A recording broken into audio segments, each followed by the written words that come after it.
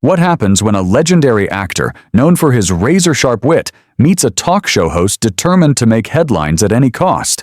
The result is pure television gold.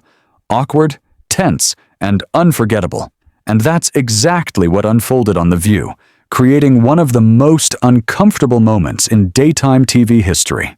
Before we dive in, hit that subscribe button and drop a comment telling us about the most awkward TV moment you've ever witnessed, because this one will blow your mind. It was meant to be a routine promo interview. Russell Crowe, a veteran of countless talk shows over decades, had promoted everything from epic historical dramas to intimate character studies. The View, with its panel of opinionated hosts, seemed like just another stop on the publicity trail for his latest film. But Joy Behar had other plans. Backstage, production assistants whispered about Behar's mood. She had arrived early, pacing her dressing room, muttering about making this interview unforgettable. Ratings from the previous week had disappointed executives, and the pressure was on to create something buzzworthy. Behar, never one to shy away from controversy, saw her moment. When Crowe walked onto the set, the audience erupted in applause. He waved confidently, seemingly unaware of what lay ahead. Whoopi Goldberg, Sarah Haynes, and Alyssa Farah Griffin greeted him warmly, discussing his latest project with genuine interest. But Behar? She leaned back, arms crossed, studying him like a predator sizing up prey. "Russell, welcome back to The View," Whoopi began, her tone friendly. "Tell us about your new film. It looks fascinating." Crowe smiled and launched into a practiced explanation of his character's journey, recounting months of preparation for the role. The audience listened intently. Even the camera operators seemed captivated. "The thing about this character," Crowe said, "is that he represents something we've lost. A sense of honor, of doing what's right, even when it costs you everything. Audiences are hungry for that kind of authentic heroism." And then Behar struck. "Oh, please," she interjected, dripping with disdain. "Authentic heroism from someone who's made a career out of playing pretend. Let's talk about real heroism, like standing up for women's rights instead of just playing tough guys on screen." The studio fell silent. Crowe's friendly demeanor shifted to guarded, though his voice stayed calm. "Joy, I'm not sure I understand," he said. "Are you suggesting actors can't have opinions about moral courage?" Behar leaned in, sensing weakness. "It's easy to talk about honor when you're reading lines someone else wrote. But what about real-world issues? Where were you during the women's marches? Where's your voice on reproductive rights?" Crowe remained composed. "I wasn't aware my appearance here required a political litmus test. I thought we were here to discuss film and storytelling." "Everything is political, Russell," Behar shot back. "Your silence is a statement. Your privilege is showing. And frankly, it's disappointing." Whoopi tried to intervene, but Behar waved her off. She was in full attack mode. "Joy," Crowe said carefully, "I appreciate your passion, but you might be making assumptions about me that aren't entirely accurate." Behar's eyes sharpened. "Then enlighten us, Russell. Tell us about your activism. From where I'm sitting, all I see is another privileged man coasting on fame." The other hosts looked mortified. Crowe, calm yet deliberate, leaned forward. "Joy," he said quietly, "you seem to value public performance of political beliefs more than private action. That's an interesting worldview. But tell me, have you ever considered that there's a difference between genuine activism and performative outrage designed to boost ratings?" The studio went silent. Behar's face flushed red, her hands clenched. She had expected him to back down, to apologize, to submit. Instead, he had just suggested her persona was calculated theater. "How dare you?" she hissed. "How dare you question my sincerity?" Crowe smiled, not pleasantly, but knowingly. "Playing dress-up, you say? That's an interesting way to describe acting.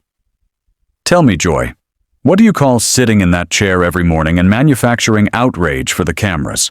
If we're talking performance and authenticity, let's be thorough." Behar opened and closed her mouth, speechless. The question hung in the air like smoke. Everyone could see it. Crowe had just landed, and the studio knew it. It was a devastating blow, but Joy Behar hadn't survived decades in television by backing down, even when clearly outmatched. "Don't lecture me about authenticity," she snapped, her voice sharp and shrill. "I speak truth to power every single day on this show. I call out hypocrisy wherever I see it. And right now, I'm looking at it." Crowe leaned back in his chair, calm and unshaken, as if absorbing the venom was effortless. "Truth to power," he mused. "That's a lovely phrase. Very dramatic.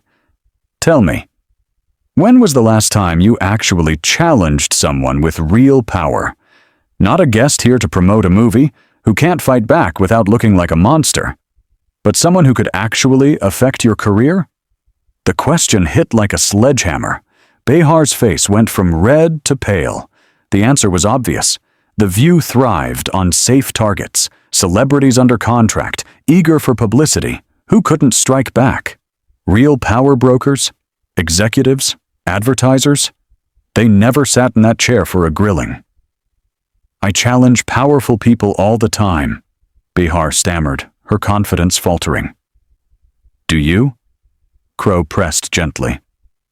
"Or do you wait until they're already falling from grace, then pile on to look brave? There's a difference between courage and opportunism, Joy. Courage requires risk. What risks have you actually taken?" Whoopi tried to intervene. "Russell, let's get back to your film." But Behar cut her off, voice weaker now. "You don't know what you're talking about. You don't know the first thing about my career or my values." "Actually," Crowe said, deliberately pulling out his phone, "I know quite a bit." Behar's color drained. The other hosts looked on in panic. In an age where every statement is archived forever, being fact-checked live was a nightmare scenario. "What are you doing?" she asked, voice smaller, uncertain. Crowe began scrolling. "I found it fascinating that someone so passionate about women's rights was silent when your own network covered up harassment scandals. Not a tweet, not a word on this show. Very interesting pattern of selective outrage." "That's not fair," Behar protested weakly.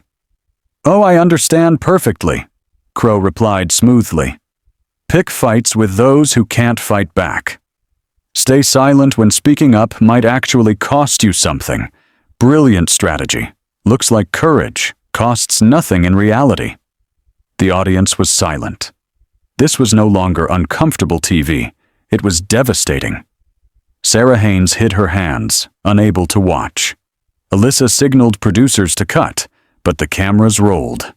"You're twisting everything," Behar tried, desperation creeping in. "Am I?" Crowe asked. "Let's talk context. You spent 10 minutes attacking me for not performing politics your way. But when someone examines your record under the same standard, suddenly context matters." "This is ambush journalism," Behar accused, but the words lacked force. Crowe laughed, genuine amusement. "Ambush journalism? Joy, you ambushed me the moment I sat down.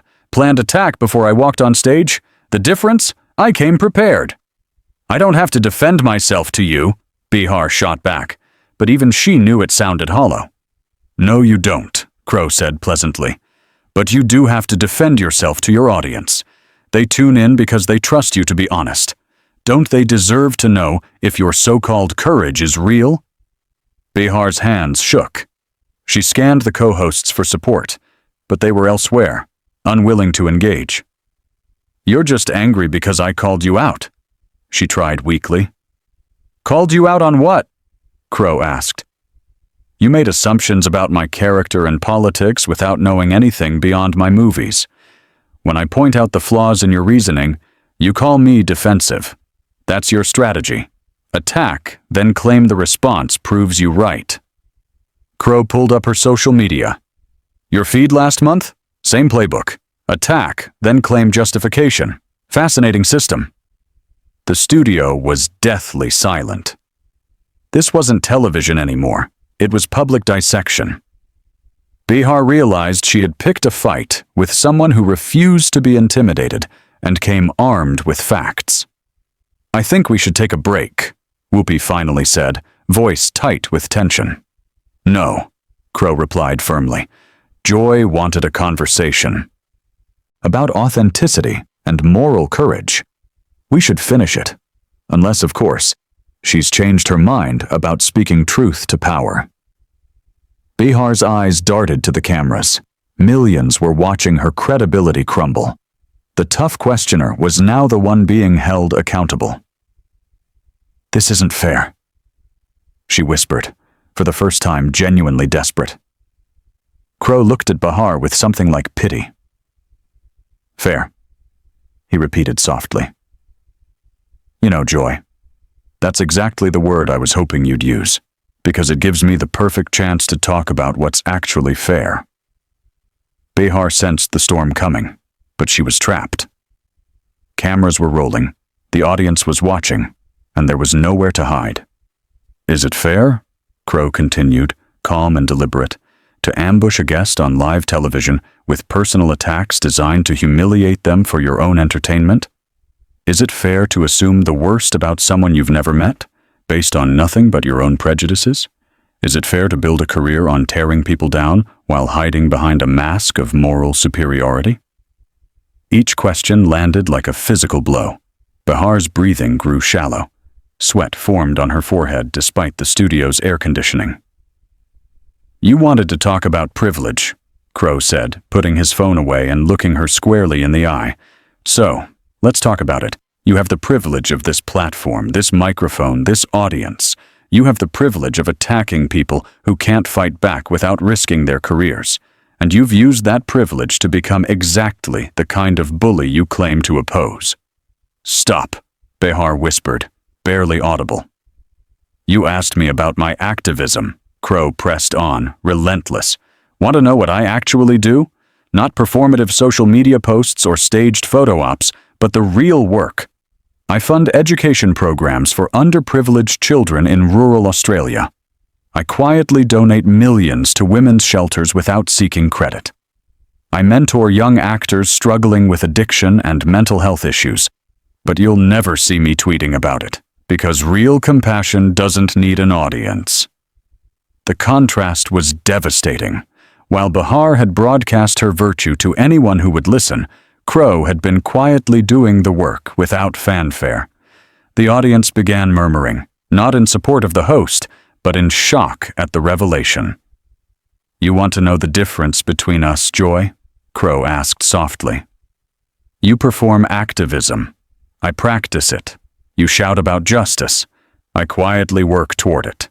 You attack people on television. I help them in real life. And the sad truth? You can't even see the difference anymore." Behar tried one last gambit. "You're just saying this to make yourself look good." Crow smiled, sad but firm. "Joy, if I wanted to make myself look good, I would have sat here and taken your abuse like every other guest. I would have apologized for crimes I didn't commit and praised you for your bravery. But I'm not interested in looking good. I'm interested in being honest. And honestly, what just happened today, is exactly why people are losing faith in media personalities like you. The viewers love this show," Behar said weakly, searching for a lifeline. "Do they love the show or the drama?" Crow countered. "There's a difference between building people up and tearing them down. You've chosen to build a career on destruction, manufactured outrage, turning every conversation into a battle. And you probably started with good intentions. But somewhere along the way, you forgot the point isn't to win. The point is to understand, to find common ground, to actually solve problems." The studio was silent. Even the crew had stopped moving. This was unprecedented, a genuine moment of reckoning on live television. "I came here to talk about a movie," Crow said, voice tinged with sadness. "A story about redemption, hope, and the possibility of change. Instead, you turned it into this. and I think that says everything about the state of discourse in this country." Behar was crying, silent tears streaming down her face. Her carefully constructed persona had been systematically dismantled. Millions had witnessed her credibility evaporate in real time. "Joy," Crowe said softly, "it's not too late. You could choose to be better tomorrow than you were today, to build instead of destroy, to listen instead of attack. The question is, will you?" He stood, straightened his jacket, and walked toward the curtain. At the edge of the set, he turned back one last time. "Ladies," he said to the co-hosts, "thank you for having me. I hope your viewers will consider what they've seen today and think about what kind of discourse they want to support going forward." And then he was gone. Behar remained in her chair, staring at the empty space, unable to process what had just occurred. The cameras finally stopped rolling, but the damage was done. In less than 30 minutes, her carefully constructed image had been exposed by someone who refused to play by her rules. The other hosts sat in stunned silence, knowing they had just witnessed television history, one no one would want to relive. A routine promotional interview had become a masterclass in accountability, composure, and truth. One thing was clear: Joy Behar had picked the wrong target, and Russell Crowe had delivered a lesson she would never forget.